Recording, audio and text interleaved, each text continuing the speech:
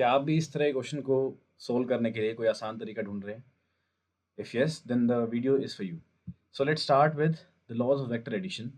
तो laws of vector addition को पढ़ने के लिए will simply go into the addition of the vectors. जो जनरली स्टूडेंट्स गलती कर जाते हैं यहाँ पे, दैट इज जो दो चीज़ आपको पहले पता होना चाहिए, दैट इज कि जब भी आप दो वेक्टर्स को ऐड कर रहे हैं then you have to join them head to tail. ठीक है, जब भी आप दो वेक्टर्स को ऐड कर रहे हैं, let's suppose I have this vector A, this is my vector B. आप अगर इन दोनों वेक्टर्स को ऐड करना चाहते हैं, that means if you want to find out sum C vector which is the sum of A vector and B vector, तो आपको इनको हेड टू टेल ज्वाइन करना पड़ेगा। जिस कॉन्फ़िगरेशन में अभी लेफ्ट साइड में वेक्टर्स हैं, इस तरीके से you can not add them. ठीक है, सो लॉज ऑफ वेक्टर एडिशन के लिए ये रूल आपको पहले अच्छे से पता होना चाहिए। जनरली स्टूडेंट्स गलती कर जाते हैं इसमें, एंड थिंग्स विल बी के जो दोनों वेक्टर्स होंगे आपके, लाइक अगर लेफ्ट साइड वाले तरीके से अगर आप सोल्व करते हैं, देन जो आपका वेक्टर आएगा that will be totally different जो आपका आंसर आएगा। ठीक है, सो जब भी आपको दो वेक्टर्स को ऐड करना है, you have to first of all join them head to tail. ठीक है, सेकेंडली जब भी आपको दो वेक्टर्स के बीच में एंगल निकालना पड़ेगा, एंगल निकालना हो, बिकॉज वेक्टर को ऐड करने के लिए हमें उनके बीच का एंगल पता होना चाहिए। सो जब भी आपको दो वेक्टर्स के बीच में एंगल पता करना है, then you have to join them. या तो उनको हेड टू हेड जॉइन करिए, ठीक है, दोनों के हेड सेट ऐसे मैच कर दीजिए, या फिर दोनों के टेल्स ऐसे मैच कर दीजिए। जिस कॉन्फ़िगरेशन में अभी ये हैं लेफ्ट साइड में vectors, this is the right configuration to find out the angle between the two vectors, because आपने ए और बी वेक्टर को टेल टू टेल जॉइन किया है। आई होप दिस इज क्लियर। ठीक है, तो ध्यान रखेंगे, रिवाइज करते हैं कि वेक्टर्स को ऐड करने के लिए we have to join them head to head, और अगर उनके बीच में एंगल निकालना है, या तो हेड टू हेड जॉइन करेंगे या फिर टेल टू टेल जॉइन करेंगे। ठीक है, ऑलराइट। सो कमिंग टू, अगर मेरे को दो वेक्टर्स को ऐड करना है which is A vector and B vector, तो मेरा रिजल्टेंट मतलब उनका सम क्या आएगा, सी वेक्टर, वो क्या आता है। ठीक है, so let's first see the definition. So if you have to, if two vectors represent the two sides of a triangle, मतलब अगर मेरे पास दो वेक्टर्स हैं, A vector and B vector, अगर ये दो वेक्टर ट्राइंगल, किसी भी ट्राइंगल के दो साइड्स को रिप्रेजेंट कर रहे हैं, ठीक है, taken in the same sense, same sense का मतलब क्या है, ए एंड देन यहीं से बी। ठीक है, और यू कैन से अगर आपने इनको हेड टू टेल ज्वाइन किया है, जो हमारा रूल है for joining the two vectors, if you have to add the two vectors join them head to tail. ठीक है, so if A and B represent the two sides of a triangle, कोई भी triangle हो आपका, अगर ए और B आपके दो वेक्टर्स ऐसे हैं जो कि किसी भी एक ट्राइंगल के दो साइड्स को रिप्रेजेंट कर रहे हैं, बहुत इंपॉर्टेंट चीज़ है, taken in the same sense, मतलब हेड टू टेल आपने इनको ज्वाइन किया है, देन इनका जो रिजल्टेंट होएगा ए और बी का, that will be equals to, क्या होगा इसका resultant, then the resultant will be equals to the third side of that particular triangle taken in the opposite sense. So देखिए, ए और बी आपके ऐसे जा रहे हैं, तो सी आपका ऐसे जाएगा ऑपोजिट सेंस में, A B and C opposite sense में। ठीक है, so if A and B are two sides of a triangle or represent the two sides of a triangle, then the resultant is given by the third side taken in the opposite sense। ठीक है, opposite sense का मतलब क्या हो गया यहाँ पे, कि आपने ए और सी और ए को देखो, ये आपने टेल टू टेल ज्वाइन किया है, एंड सी और बी आपका हेड टू हेड ज्वाइंट है, सो ऑपोजिट सेंस में है as compare to A and B जो कि हेड टू टेल ज्वाइंट था। I hope this statement is clear. ठीक है, so this is the law of vector addition. दो vectors हैं जिनको ऐड करना है, उनको ट्राइंगल्स की दो साइड से रिप्रेजेंट कराइए, and the third side gives you the resultant, मतलब the sum of the two vectors taken in opposite sense. ठीक है, रिजल्टेंट का मतलब वेक्टर एडिशन के अंदर सम से होता है। ऑलराइट, सो एक छोटा सा क्वेश्चन देख लेते हैं कि अगर ये दो वेक्टर है मेरे पास, suppose this is my A vector, this is my B vector, और इनके बीच में, आई एम नॉट सेइंग इनके बीच का एंगल दे रखा है, I am saying just this angle is 60 degrees. आपको बताना है कि इनके बीच का एंगल कितना है। तो सबसे पहला काम क्या आएगा, एंगल फाइंड करने के लिए हमें देखना है कि वेक्टर हमारा हेड टू हेड है या टेल टू टेल जॉइंट है। ठीक है, तो ये हमारा हेड टू हेड जॉइंट है, सो बिल्कुल ठीक है, एंगल हमारा कितना आएगा, 60 डिग्रीज। सेकेंड केस में I have these two vectors, A vector and B vector, मुझे इनके बीच में बताना है कि एंगल कितना है। एक एंगल मुझे दे रखा है 120 डिग्रीज। ठीक है, now first of all I have to check whether these two vectors are connected either head to head और टेल टू टेल। क्या इस कॉन्फ़िगरेशन में अटैच है मेरे वेक्टर्स दोनों, देखते हैं।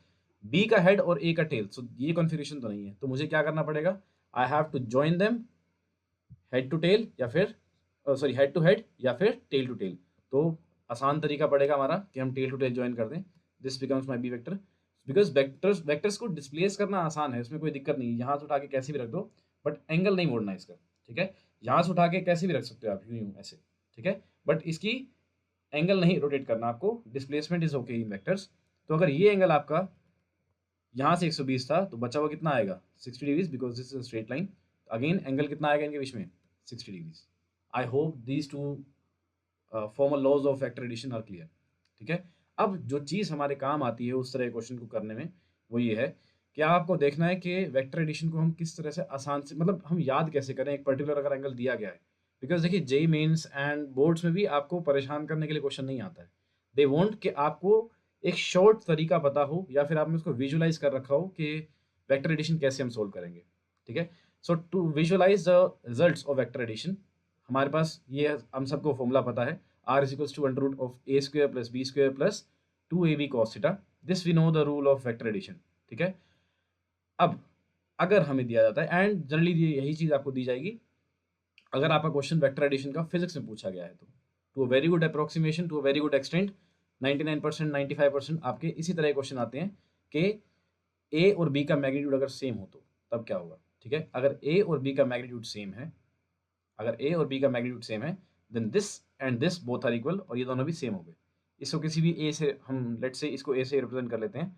तो अगर इन दोनों वेक्टर्स के बीच में एंगल है 60 डिग्री, एंड ध्यान रखिए एंगल कैसे निकालना है अगेन, या तो वेक्टर्स को हेड टू हेड ज्वाइन करना है या फिर टेल टू टेल ज्वाइन करना है।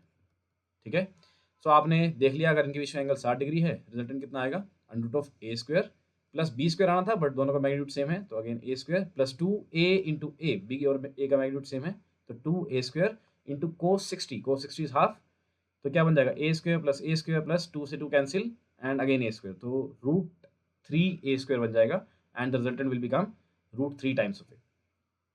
ठीक है, सो ध्यान रखिए 60 डिग्री, अगर दो वेक्टर्स अगर सेम है, उनके बीच का एंगल 60 डिग्री है, तो रिजल्टेंट बिना सोचे अब हम रूट 3 लिखेंगे। बट ध्यान रखना है कि एंगल आपको तब दे रखा हो जब दोनों इधर हेड टू हेड या टेल टू टेल जॉइन हो। ठीक है, सो 60 डिग्री पे रूट 3, 90 डिग्री आप सभी को पता है पाइथागोरस थ्योरम वाला, so this will be root 2 times of A, same formula, cos 90 0, so A square plus A square that means 2a square then root 2 times of A, ये बन जाएगा आपका। Then the third case is अगर 120 degree आपके बीच में दो vectors के बीच का एंगल निकलता है। ठीक है, then cos 120 is cos 160 minus 180 minus 60, 180 पे नो नेम चेंज, सो और कोस जो है वो सेकंड क्वाड्रेंट में नेगेटिव आएगा, देन इट्स माइनस कोस 60, तो हम क्या करेंगे A square plus 2a square times minus cos 60, and minus cos 60 यहाँ पे आके आपका नेगेटिव हो जाएगा, so this will become just A. ठीक है, और 60 cos 60 कितना होता है 1/2, so minus of half, half से ये 2 कट जाएगा, माइनस ए स्क्वायर से एक ए स्क्वायर कैंसिल आउट हो जाएगा, and you will get the resultant as only A. तो 60 डिग्री पे रूट 3 ए, 90 पे रूट 2 ए, 120 डिग्री पे A. I hope this is clear. अब आती है बात हमारी इसमें अप्लाई कैसे करना है।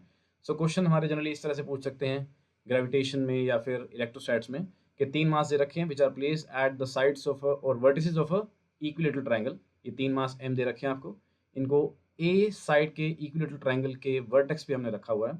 आपको फोर्स बतानी किसी एक मास पे due to other two masses. ठीक है, ग्रेविटेशनल फोर्स बीइंग अट्रैक्टिव, दोनों मासेस इसको से ए बी सी मान लेते हैं, तो हमें ए पार्टिकल जो है, ए पॉइंट पे जो पार्टिकल रखा है उसके ऊपर फोर्स निकालनी नेट, तो क्या करेंगे ये इसको अपनी तरफ खींचेंगे। ठीक है, both the forces being equal, वो किसके बराबर होगी G M M upon A square के बराबर फोर्स होगी, और दोनों का मैग्नीट्यूड सेम है। ठीक है, सो हमें पता है दोनों का मैग्नीट्यूड सेम है, दोनों के बीच का एंगल 60 डिग्री है, इक्विलेटरल ट्रायंगल है, एंगल विल बी 60 डिग्रीज। ठीक है, सो दो वेक्टर्स दोनों का मैग्नीट्यूड सेम है, एंगल 60 डिग्री है, बिना सोचे अब हम रूट 3f लिखेंगे नेक्स्ट टाइम से, वेयर f की वैल्यू कितनी है G M square upon A square. I hope this explanation will solve a lot of your questions with saving time, which helps in your JEE Mains exam, and wish you all the best.